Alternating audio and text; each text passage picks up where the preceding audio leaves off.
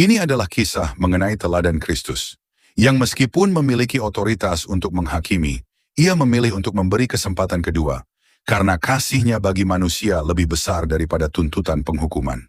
Ketika Yesus sedang mengajar di Bait Allah, sekelompok ahli Taurat dan orang Farisi menyeret seorang perempuan ke hadapannya. Perempuan ini tertangkap basah ketika sedang berzina.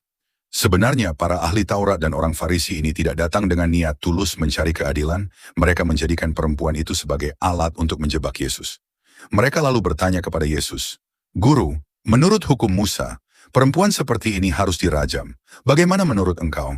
Yesus tidak segera menjawab. Ia membungkuk dan menulis di tanah dengan jarinya. Ketika mereka terus mendesaknya, ia berdiri dan berkata, "Barang siapa di antara kamu tidak berdosa, hendaklah ia yang pertama melemparkan batu kepada perempuan itu." Setelah itu ia kembali menulis di tanah.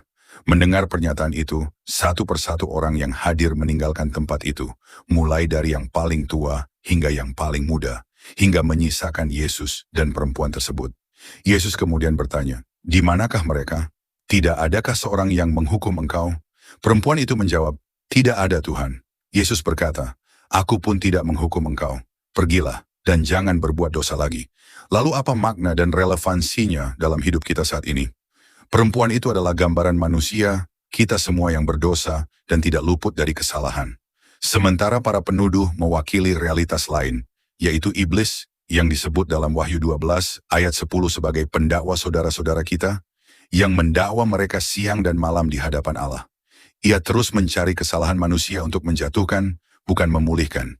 Tetapi lihatlah bagaimana Yesus bersikap. Ia tidak menyangkal bahwa perempuan itu bersalah, namun ia juga tidak menjatuhkan hukuman. Sebaliknya, Yesus menunjukkan 3 hal, yaitu pertama, kasihnya mengampuni. Ia tidak menghukum perempuan itu, sekalipun ia berhak melakukannya. Pengampunannya bukan karena dosa dianggap ringan, tetapi karena kasihnya lebih besar dari kesalahan kita. Yang kedua, kasihnya menyucikan. Ia memisahkan perempuan itu dari tuduhan, dari rasa malu, dan dari ancaman kematian. Ini adalah gambaran bagaimana Yesus menyucikan kita dari semua tuduhan dan ketidaklayakan. Dan yang ketiga, kasihnya memberi kesempatan kedua.